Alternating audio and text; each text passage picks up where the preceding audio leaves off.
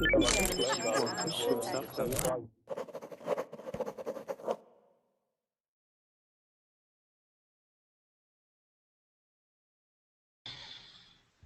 everybody, this is Lisa and I'm here again to give another English class. In this hour we're going to be doing some reading. I put the link up in the Verbling chat, so if you want to go and open it, I'm going to put it there again. Hi there Aisha, how are you? Good. Did you go get some more sun? Not really, because it was late when I left. Oh, yeah. I just went biking a little in the neighborhood. Uh-huh. Nice. And here I am. Great. Is it still warm? Yes. Okay. I'm Great. drinking it's hot, not hot, but Warm. yes. Yeah. Nice. Yeah, it's 8 o'clock here where I am on the Pacific time zone in Washington State, and it's still light outside, so the sun is probably going to go down in about half an hour or something. Yeah, it was So 10 for me, but now it's 11. Yeah, it's late now. Hello. Hi, Aguinaldo. Hello, hi. How are you? I'm trying to live. Where are you from, Aguinaldo? I'm from Brazil. Brazil. Bahia. Bahia. A small town next to Salvador. Mm-hmm. Okay, great. Hey, Aguinaldo, I have to tell you one of the Verbling rules. Okay. You're supposed to have a shirt on. So I know it's hot in Brazil, but I'm very, very tired. I'm sorry. That's what they told me. Okay. But I'm trying to watch the class. Okay, good.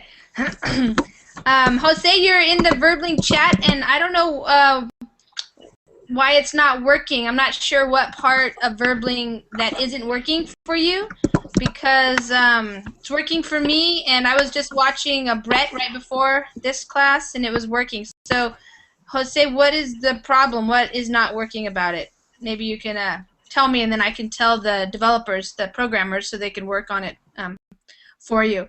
In the past, we have had sometimes when certain problems are just for certain countries, so maybe there's certain servers or something like that that are affected. So I saw that you posted it in the last class too, but Jose, if you could write a little bit more about what's not working for you, that would be good.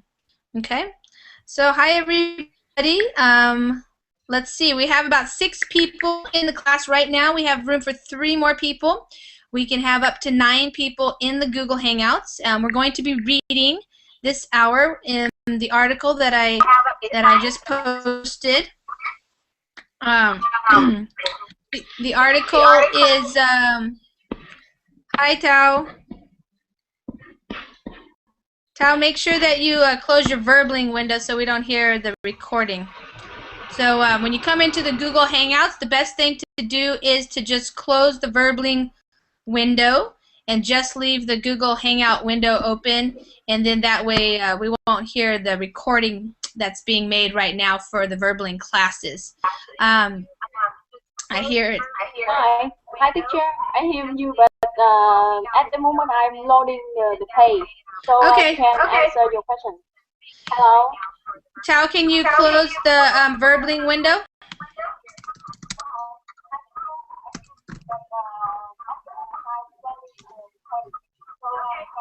Okay. Sorry? Okay. Yeah, Great. that's right now. Yeah, that works better. Oops, still hear some echo. Yeah. Okay. So, Tao, there's something going on. Is the Verbling window closed? No, I already closed it. Oh. I don't know why I hear an echo. from your microphone. Do you have headphones? Oh, no, I'm using voice from the laptop. Okay. Sometimes if you're not using headphones, then there's a echo. Okay. Oh, I see. Sorry for that. But now I'm have no headphone. Okay. Sorry for that. No problem. Yeah. No problem. Okay. Okay.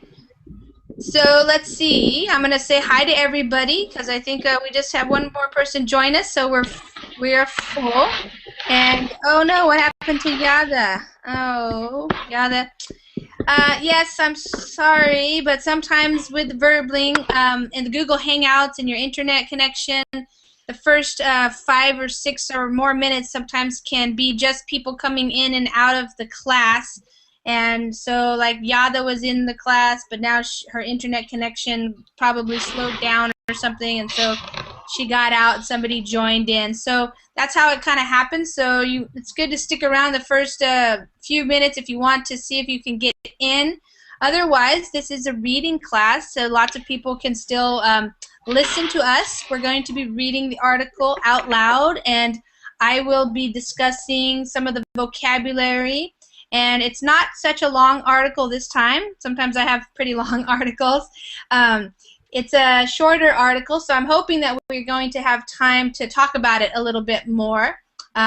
It's kind of in the same theme that I've been doing today, which was jobs and the economy and stuff like that. So we've already had 2 classes where we read an article from the New York Times, and then we talked about our work and the economy and jobs in our different countries. And so this one is about status, social status, and how your job, sometimes people get jobs just to try to impress other people. So we're going to talk about what all that means and whether or not you've had that experience. So let's see, I'm going to say hi to everybody and just make sure that your microphones work. So Aguinaldo, I already said hi to you. Hi. What part of Brazil are you from? What? Aguinaldo? What part of Brazil are you from? I'm from Bahia. Oh, yeah, you told me. Bahia. Yeah. I forgot already. Okay. I think if you are more tired than me. Yeah, I've been up since 6 a.m. and I've been working a lot. I am tired. Okay. I forgive you. Thank you. Okay, and Aisha's, her mic's working from Montreal. And Antonio. Hello, Antonio. How are you? Hello, Lisa. How are you? Good. Your microphone sounds good. Igor, how are you doing? Hi, hello. Sorry, Hi. some problem with button. I'm doing Okay. very well. How about you? Good, thank you. As Aguinaldo says, I'm getting a little tired, but we're going to go through this class, and then I still have more work to do. So I can't go to bed yet. But not so late for you. It's 8 o'clock. No, it's not very late, No. but I got up very early, and I worked at my cafe for 6 or 7 hours already, and then I gave a couple of Verbling classes already, and I'm just very busy today. So. What do you do on your cafe? I own a coffee shop, and so I go there and do everything that, barista, make drinks for people, and just all that stuff, manage my staff, that kind of stuff. Interesting job. It's interesting, yeah. I've owned it for 4 years now, so it's good. I've done many different things in my life, so it's fun. And it's rentable. Yeah. It's profitable. Profitable, yes, it is profitable, yes. Okay. It's not making me rich, but paying the bills.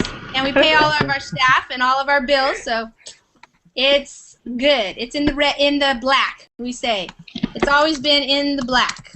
How much people working for you? Right now, I have, I think, 11 employees. Oh, so it's a big cafe? No, It's a big well, cafe.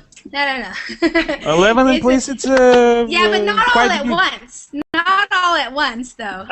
Okay. Yeah, I have a lot. Mostly people in my town don't want to work full time. Yeah. So most of my employees work between 10 or 12 and 25 hours per week.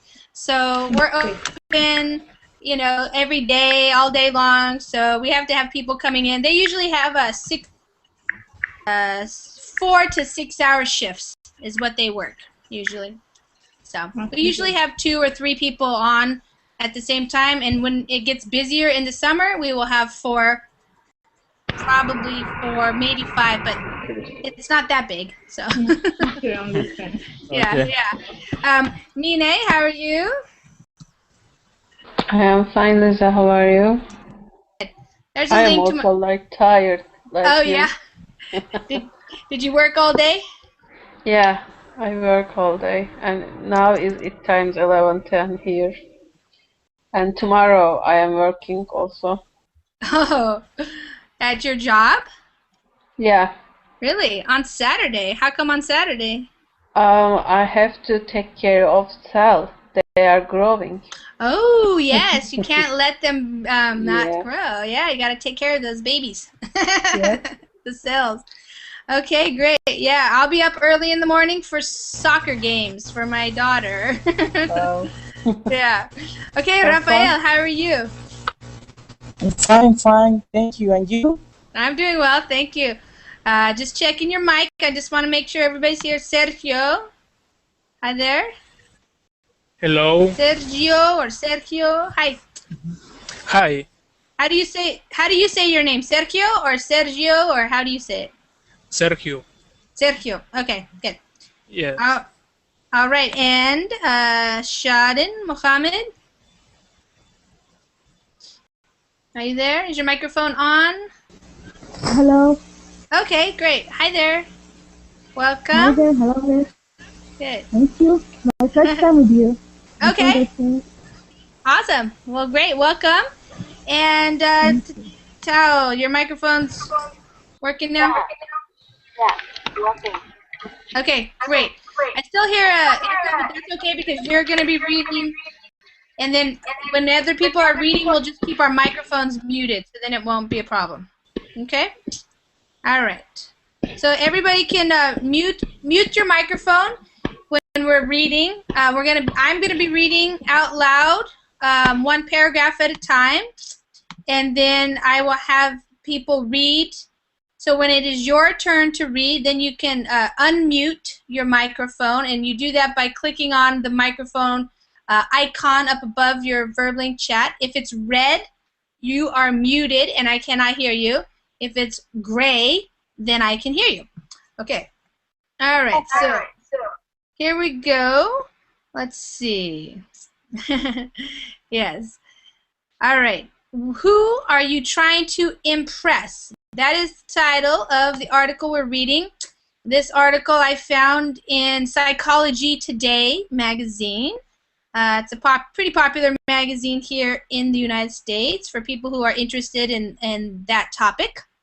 So there's lots of good articles in there. Okay, so who are you trying to impress? So the word impress means you're trying to make other people think that you are good, smart, pretty, an excellent athlete, something like that. When you are trying to impress somebody, you are trying to make other people think of you as whatever you want them to think of you. Good, strong, handsome, beautiful, something like that. So that's what that word impress means. And the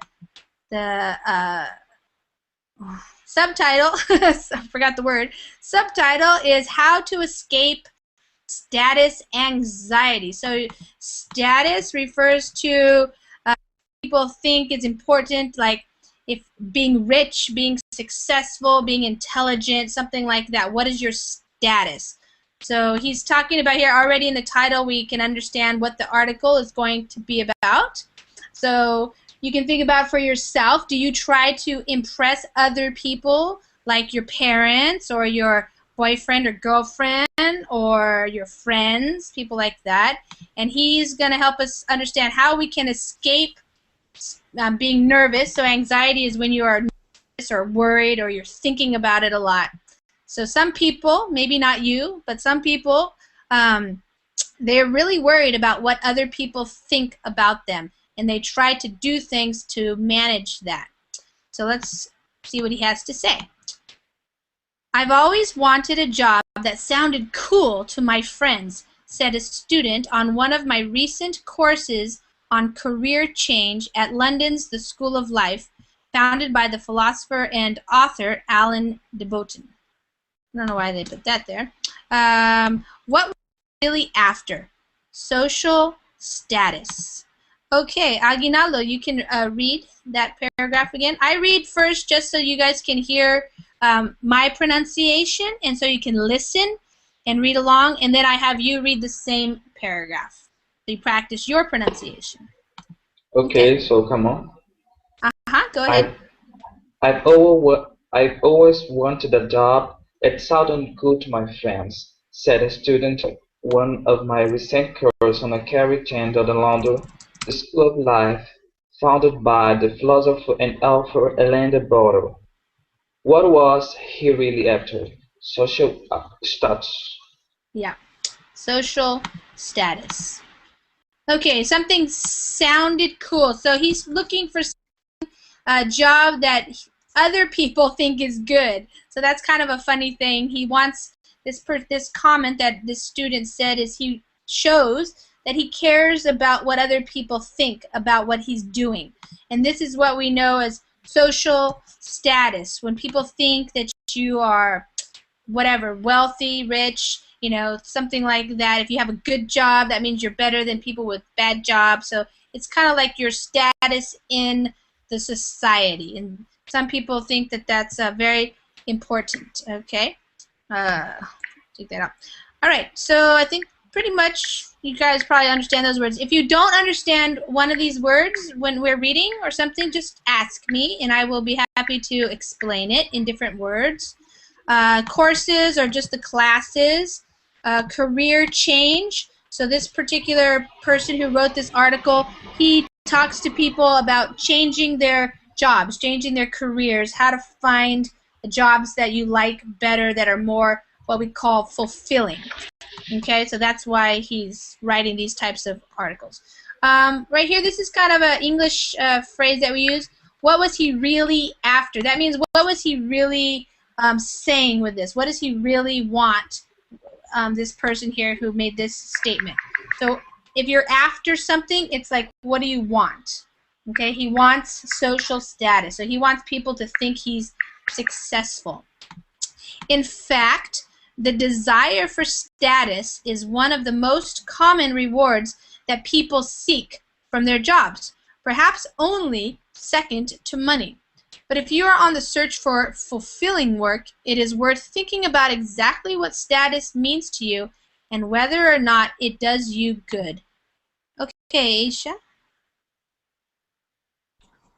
In fact, the desire for status is one of the most common rewards that people seek from their job, perhaps only second to money. But if you are on the search of fulfilling work, it is worth thinking about exactly what status means to you and whether or not it does you good. Yeah. All right, so their desire. Desire is something that you want. If you desire something, that means you want it. So wanting status is one thing that people want or look for when they're looking for a job. So not just the money, so it's only second to money perhaps, but they're looking for what does it mean to other people. Like for example, if you're a lawyer or a doctor rather than just a waitress or a bartender or something like that, people are thinking about those things. But he says, if you are on the search for fulfilling work, can somebody tell me what that means, fulfilling work? What would that mean? Do you guys understand that word, fulfilling? I think this one meaning that all kind of the job. Yeah, what kind of work would it be? Full-time job. Yeah, it's kind of hard for me to hear you, Tao. I didn't quite understand him. The microphone noisy. Say it again. I think fulfilling job work it means similar to the word full-time job. Is it correct? Yeah, it's like the kind of job that you like. So if you have fulfilling work, it means you are a type of work that we say fulfills you. It means it makes you happy, it gives you meaning in your life, it's important to you. Does that make sense? Yeah. Yeah. Thank you. Uh-huh. So, I'm going to mute your microphone again. It didn't work. Alright, still, Tao, can you mute your microphone? Yeah, I already mute. Yeah. I just unmute if I say something, and then I will mute again. Okay. Maybe. I don't know. I hear background noise still, and I can't mute it. Okay. So, fulfilling work. So this is what this guy talks about, is how do we find work that we really like? Because a lot of times, obviously, people are in jobs just for the money or because they need to do something, but it's not necessarily fulfilling. Fulfilling is a big keyword that people are talking about in the United States a lot, and we can talk about that after this, after we finish reading the article, about whether or not fulfilling work is something that's being talked about in your country as well. Okay, so next paragraph. Career status comes in two. Oh wait. Somebody read that? I'm getting confused. Hold on. Antonio, why don't you read that? Did you read that already? Yes. Oh. Okay, that's the part I read. Okay. I'm sorry. Yeah. I told you I'm getting tired. Okay. Sorry. Career status. Career status comes in two varieties. One is the status we get from having a prestigious job that is admired and revered by others, such as being a lawyer, surgeon, top athlete, or professor. The chance to impress people with your high-powered career is an alluring prospect. Like the ancient Romans, we still have a strong yearning for reputation and glory. Okay, Antonio, give me that one. Okay. Career status comes in two varieties. One of these status we get from having a prestigious job that is admired and revered by others, such as being a lawyer, surgeon, top athlete, or professor. The chance to impress people with your high-powered career is an alluring prospect. Like the ancient Romans, we still have a strong yearning for reputation and glory. Yeah. So career, that talks about your job, your career, comes in two varieties. A variety is two kinds. Types. Yeah, two types. That's another word. Good. One is that we get status from a prestigious job. So that's the United States, for example. A prestigious job is one that's not everybody can get. Maybe it takes you a lot of years of studying, or you have to be very intelligent, or something like that. And those are considered. Money. Yeah, you make a lot of money. No, and you should, and you have to pay in Yes, university. exactly. For example, Yeah. for lawyer, for a surgeon, many Yes. years to study and money. Yes. Yes, exactly. And once you've finished, then those are known as prestigious jobs. People know you've worked really hard and you've spent a lot of your own money and a lot of your years, much time, working to have that kind of job. So people often, in the United States at least, admire and revere that thing. They look up to them. They think that they're very intelligent or hardworking or something like that. And these are the types of jobs What is that people revered? do. What is revered? When you are revered, it's basically the same as admired. People revere you. That means they respect you. They look up to you. They think you're intelligent. They listen to what you say. You know, yeah. Okay. So if you're a surgeon, for example, people look to you and say, "Wow, you're amazing." Something like that. You are smart. Yeah, you're so smart. I'm not so smart. Yeah, oh, exactly. Sorry. Yeah, and they believe what you say a lot of times, especially about your topic. Like a surgeon, you're probably going to believe what the surgeon says about operating on your heart rather than your plumber, or something like that. So they have knowledge. They have these people, lawyers and surgeons. They have a lot of information and knowledge that a lot of people don't, because unless you have studied those topics, you don't really know too much about how to operate on people or how to defend people in a court of law. And top athletes, similar. You might like to play basketball, but the top athletes who play and make a lot of money, and they work really hard, and they've spent their whole lives doing this. They're very skilled. So it's also people who have really good skills that are above other people. Okay, so that's one way, is to get a prestigious job, or a high-powered. That's a little bit different. High-powered means you have a lot of power, a lot of influence. So that could be a lot of times in business, or it could also be in government, like if you're the mayor of a town or something, or a senator, or the president of the United States, or something like that. So that's more like a high-powered job. Alluring. It means alluring. If something allures you, it's like you want to go there. So these jobs are kind of alluring to certain types of people. And he says, like the ancient Romans, there's a strong yearning. Yearning also wanting. You yearn for something. It means you really want it. You want a good reputation, and you want glory. So if you watch a lot of movies, there's all kinds of movies all the time about people who struggle, but then they come in, they have the glory. Maybe their business became really successful, and they made a lot of money, or they saved somebody, or something. When you have glory, it means people write books about you, and they make documentary movies about you, that kind of stuff. Okay. The second variety is status based on our position relative to others. A famous study in behavioral economics showed that if given a choice between earning $50,000 a year with everyone else earning $25,000, or earning $100,000 while others earned $200,000, the majority of people would choose the former. The former means the first one, the $50,000. So that basically they want to make more than everybody else. All right. Yeah. Okay, Igor? The second variety is status based on our position relative to others.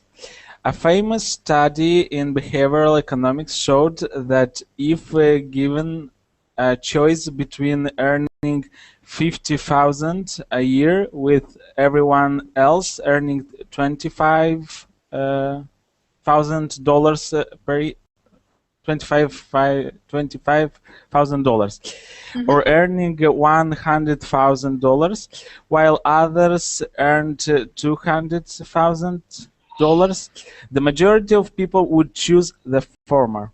And that's interesting, because that's showing this idea of position relative to others. Your position relative to your friends, to your neighbors, to your colleagues. And what they're showing is that people in this study, you can click on it if you want to see the study, I think, right there. Yeah. That people would rather, instead of making $100,000 a year, though other people would be making $200,000, they would rather just make $50,000 a year, because they would be making twice as much as everybody else. So that's a status thing, because obviously earning $100,000 is twice as much as $50,000. So you would think that people would be happier making the bigger amount of money, the larger amount of money. But in fact, what's more important, it seems to people, is that they're making more relative to the other people. So rather than less. Because how they know what is his or her position in life? How you know in comparison with others that is near you, if they live better or no, and you look and you compare every day. So you know. Yep, that's what people do. Yeah. Well, some people, not everybody, but that's the most most people, I think. Probably the majority. Studies showed us, if studies true. Studies show, Studies show that that's an important thing that people think about, is how are they relative to other people? So yeah, that's of course why, you know, typically if you have money, you don't live in a poor neighborhood. You go live in a neighborhood where you can have a nice house or you have a nice car or something like that. Even though you could live anywhere, you don't have to pay so much. So yeah. We also care about our relative position in career hierarchies. If you see all your peers climbing the ladder of success, becoming company directors or top managers, yet you remain at the bottom of the ranks, then you may well feel something of a failure and have a desire to join them. Okay, Mine? Okay. Sorry. We also care about our relative position in career hierarchies. If you see all your peers climbing the ladders of success, becoming company directors or top managers, yet you remain at the bottom of the ranks, then you may well feel something of a failure and have a desire to join them. Mm-hmm. Yeah. So I think that happens especially, like, starts out, you know, a lot of times even in school. So if you see all your peers, so those are your friends and your colleagues, people in your in your company perhaps. Hierarchy, you guys probably, that's like top down. So there's always a hierarchy, like in companies. If you're hired, the first level would be people who aren't very skilled and they don't make very much money, and then you go up. So the higher, the more skills you have, the more money you're making, and then all the way to the top, where there's like the directors or the CEOs or something like that. So that's the hierarchy. And here's an English expression: climbing the ladder of success. So that just means moving up in your chosen field or your career. So people in the United States, we have a history. People have these ideas where you'll pull yourself up by your bootstraps, which means you can even start out as a very poor person, but if you work hard and you climb the ladder of success, then you will become successful. So that's a big thing that a lot of Americans believe and can happen. All right, so basically they're just talking about how you're watching people. So if you're watching all your friends and your colleagues get better jobs, then you might feel like a failure, and you want to, the desire again, join them. You want to also move up.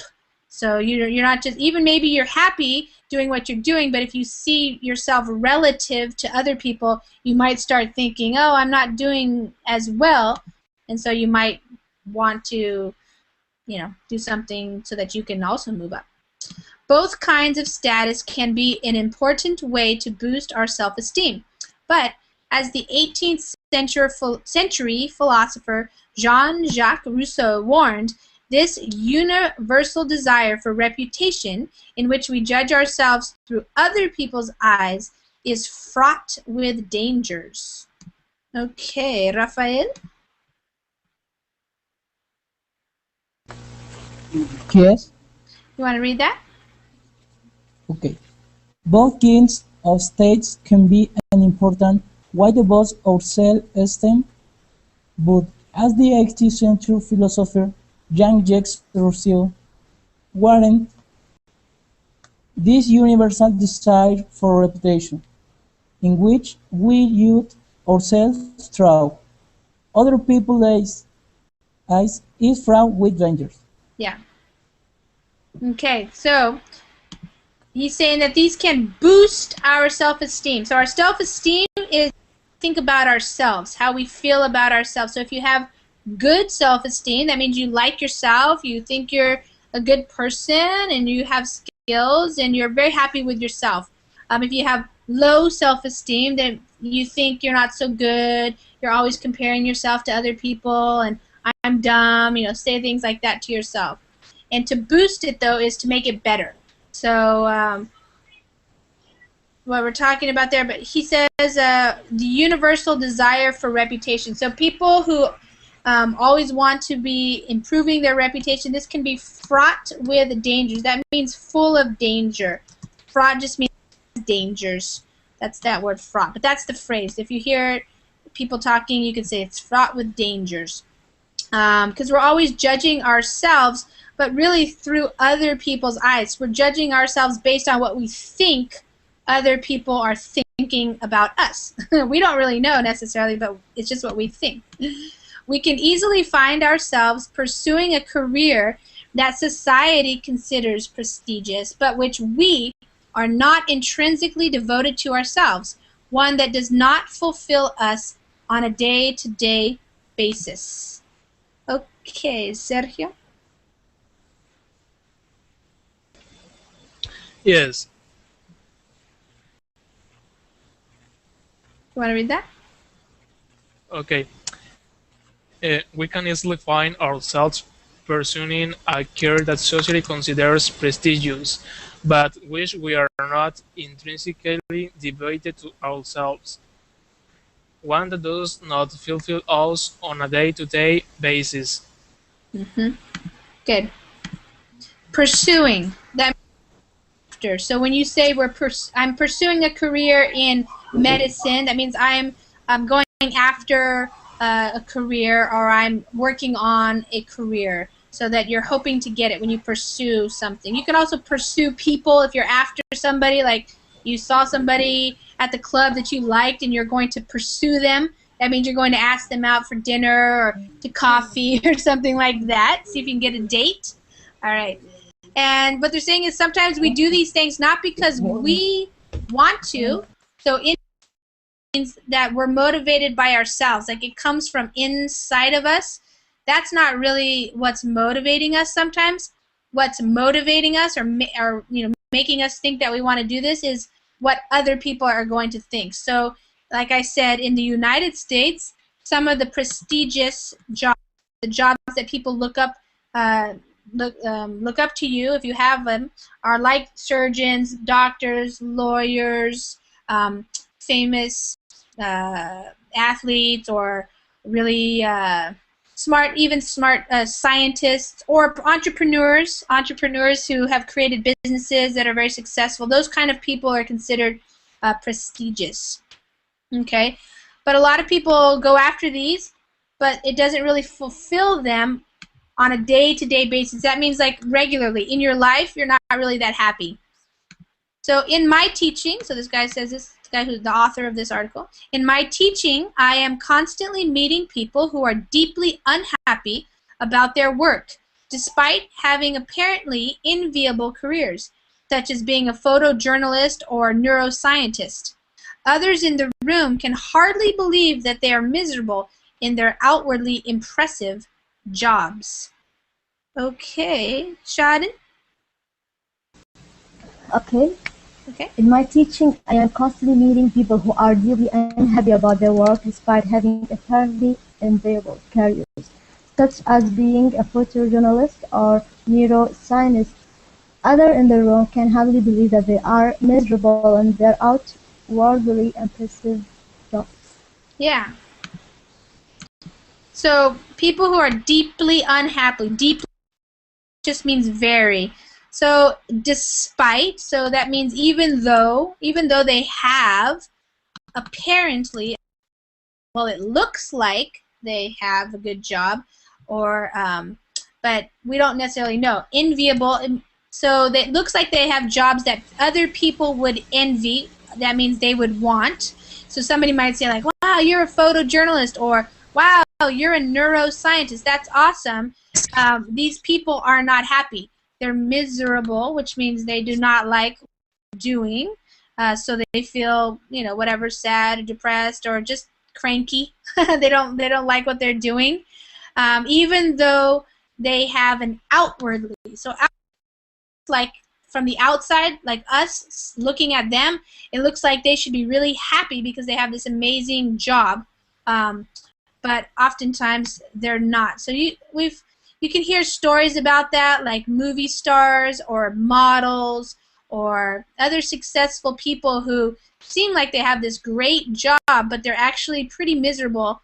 That happens a lot with movie stars. That's why there's so many of the tabloid type of magazines that are always reporting on all the problems that the movie stars are having with drugs Like- or relationships and stuff like that. Yeah. But Nicole. Like who? Shaden? What did you say, Shaden? Like Anna Nicole, I think the actress. Anna Nicole, she called herself actress. Yeah. Yeah. Yeah, you can read Yeah, about it that's an a lot of example. times. Yeah, it's an example. Sure. But Okay. author of the article Yeah. gave us example only photographer and another job, but exists people that are not unhappy being surgeon and being a lawyer and being another. Sure. I mean, I think he wasn't going to list all the different types. It really is like a personal thing. So what he's saying is, so for example, in the United States, you can often hear people who say, well, I became a doctor because that's what my father wanted for me, right? So if your father's opinion was very important to you and you were always trying to impress your mom or your dad or your grandpa or somebody like that, and you went ahead and you studied really hard and you got this amazing job, but it really wasn't something that you wanted to do. You know, maybe you wanted to be a painter, or maybe you wanted to be a musician, or maybe you wanted to be a teacher, or something like that. But you did this job because your father, kind of pushed you or encouraged you, and you knew it would make him happy. So I don't know, Igor, have you heard of those stories in your country? Because that's kind of popular here in the United States, especially from wealthier families. Like if you grow up in a family like the dad is a doctor already, or a lawyer, or a successful business person, then oftentimes that family wants to have their children be just as successful. You see what I'm saying? Yeah, I understood. Okay. On TV, I saw movies, I think, American movies about that. Sure. Many movies. Yeah. But in our country, all successful people want their children to be politicians. not surgeon or a lawyer. Not this. This is not in trend. Not trendy professions in our country. But trendy professions, politicians are related to this. Aha, I see. Okay. So more people who would have influence then, more influence on the who politics. have access to money. Yeah, access to directly. money. Yeah, sure. And that's true. I imagine in different countries there might be different things that are, different types of jobs that are seen as more prestigious or beneficial, or if you're a mom or a dad, you would say, yeah, I want my daughter or my son to do that. Like, for example, my mom, one time when I was young, I got braces on my teeth. So the person who puts braces on your teeth to make them straight is called the orthodontist. And orthodontists make a lot of money, and my mom knew that they made a lot of money because she was paying a lot of money for me to have my braces. So she was telling me, like when I was 15 probably or something, or 14 maybe, you should be an orthodontist, like they make a lot of good, make money, so you should do that. And so I didn't become an orthodontist, but some children might hear that from their parents and think, oh God, I have to do that, and they do, but then it's not really something that they want to do. Maybe you hate looking in people's mouths or something like that, So that's what this guy is talking about. All right. There is a further problem. Once we achieve one status level, another often instantly appears above it. We may aspire, for instance, to be a successful TV producer. But having become the producer of a popular TV show, we might then want to be amongst those who have won coveted awards or who also make feature films. Okay, Tao? There is a future problem. One, we achieve one status level, another often instantly appears above it. We may aspire, for instance, to be a successful TV producer, But having become the producer of a popular TV show, we might then want to be among those who have been convicted awards of who also make feature films. Mm-hmm. Yeah. So basically, once you achieve one level, so you did it, you became successful, there's always going to be somebody above you. So you're going to then want to do that. Yeah, coveted means something that people want. A coveted award, like a Grammy Award, for example, Academy Awards, those kinds of things. Our peer group shifts, so our group of friends, our peer group shifts, and the status we seek is forever just beyond our grasp. The writer and spiritual thinker C.S. Lewis understood this problem when he said that most of us desire to be a member of an inner ring of esteemed or important people, but we will reach no inside that is worth reaching, since there are always more rings within it. Okay. Aguinaldo?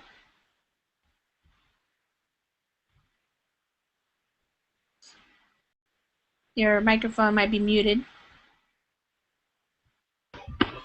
There you go. Sorry. Good. It's okay. I was sleeping. Okay. Everybody's tired. Okay, what have I do? Okay, our peer group shifts. Oh, I have to read. Okay. Yeah, you have to read. That's what you're here for. Wake up. Okay. Our peer group shifts, and the status we seek is forever just beyond our grasp. The writer in the spirit of thank C.S. Lewis understood this problem when he said that most of us desire to be a member of an inner ring of esteemed or important people, but we will reach no inside that's worth reaching, since there were always more rings with it. Right. So basically saying the same thing. Every time our peer group or our group of friends or colleagues shifts or changes, then we're forever seeking to go just beyond our grasp. Grasp is where you can hold on to something. So you try to reach for it, but then it's just right beyond, so you can't get there. And this author here, that he wrote the Lion, the Witch, and the Wardrobe series and stuff,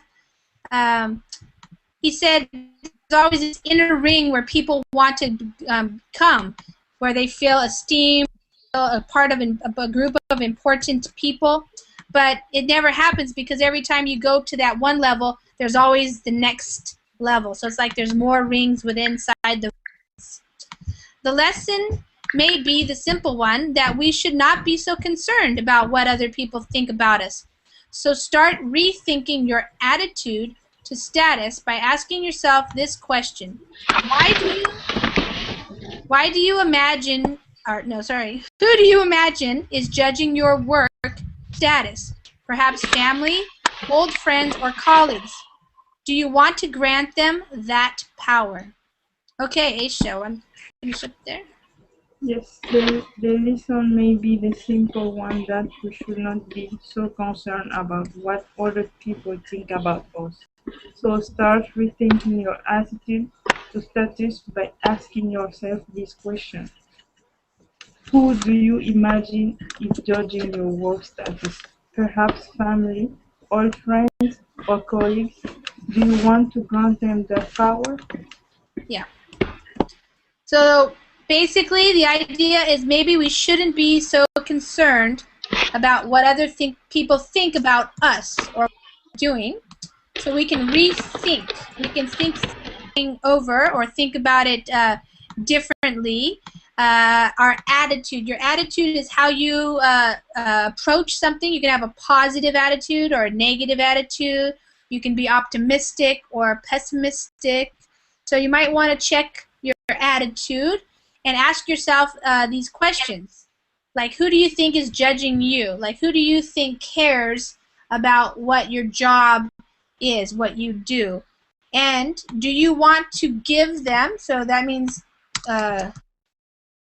give them that power? Do you live your life worried about what all these other people think about what you're doing?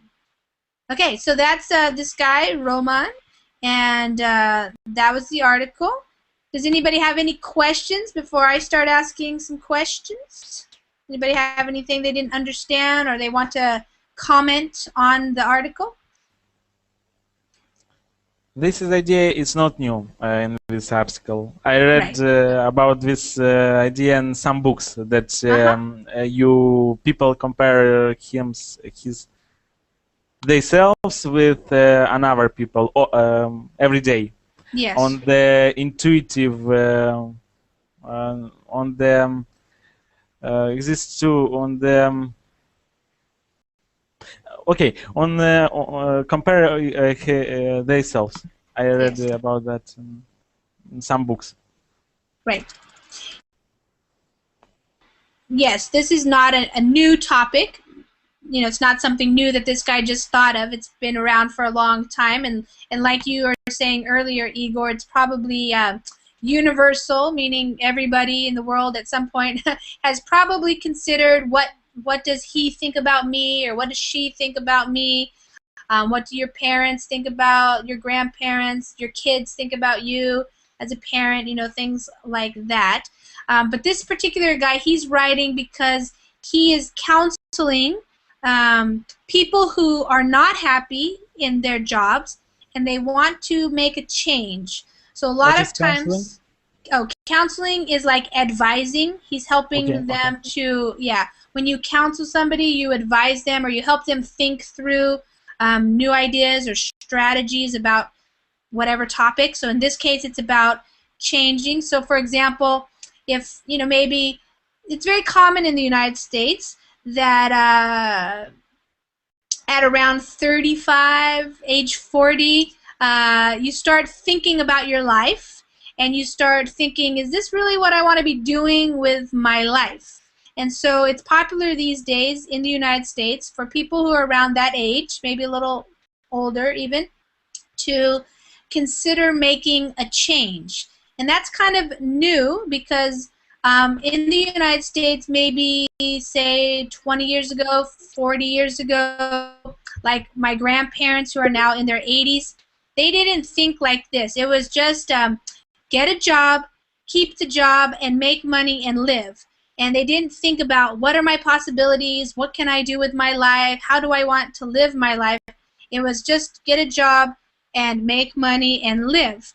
And so that has been changing because America is wealthy enough, you know, successful enough that middle class people and wealthier people now, their children, they have so much from a young age. Now they want jobs that are fulfilling. They want to have fun. They want to be creative. They want to be productive. They don't want to just work like in a factory or, you know, something that is not very fun or interesting or challenging. So that's kind of what's happening in the United States, and that's why in other places too. I think in Germany, like in Europe, and because this guy works in London. But it's about people who want to make a change in their life, and so you have to start thinking like, why am I doing this? Am I doing it for me, or am I doing it for other people? So, Aisha, what do you think about the article? Do you see that some people that are doing things just because they think other people will think that they're good or smart or it's good? What do you think? Yes, I think some people do that, but not everyone. I think we like to be appreciated by others. We like to do job that others, when they see us, they will, he or she has a good job. But I think it's not everyone. Some people just like certain job and they do it and that's it. Yeah. So, Igor, for example, are you doing your job because you like it or because you think somebody's gonna think something good about you because you have a certain type of job? I do my job because they pay me, and they pay me not so bad. So Yeah. it's relatively good job, relatively in terms of payment for me. Sure. So that's why I work here. And of course, I like specific of this job. To meet everyday people, it's not something boring that I can stand. For example, I know job. For example, you stay in computer and for example, work for analytics. Yes, to analyze information and you tables, you program different. It's very boring. Yeah. So I don't like this job. Right. Yeah. Sergio. Sergio, do you work, Sergio? Where did you go? You might be muted, Sergio. Okay. Shadin, how about you? Do you work? Oh, Sergio, you're here. Okay. Yes, Hold on, I hear Sergio's here. No, Yeah, I not do you work. work? I no, I not. I only study. What are you studying? Yes. What are you studying? I am studying business management. Okay. And why are you studying that? Because I like business studies, but I think information is better for me. You think what is better? Informatic. Oh, computers? Yes, computers. Okay. But I decided by business management. Yes. So, are you doing that because of the money, or because it's going to give you a better job, or because somebody else told you that it's better? To get a better job. Yeah. Yes. Yeah, and I think that's part of what this guy is not talking about, is that how you understand what a good job is there's many things, and for a lot of people right now it's money, good money, because if you're going to work, you might as well make as much money as you can so you can do other things. But some people, in the United States at least, they are deciding, I don't care about the money, I want to live my life doing the things that I like, even if that means I don't have as much money. Yes. So, yeah. Yes, I think that's better to do the things we are like. Yes. Okay. Shadin, what do you think, Shadin?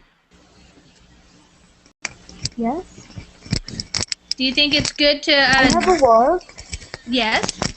I have a work. I work as a fashion designer. Oh. I'm like Idris about salary. I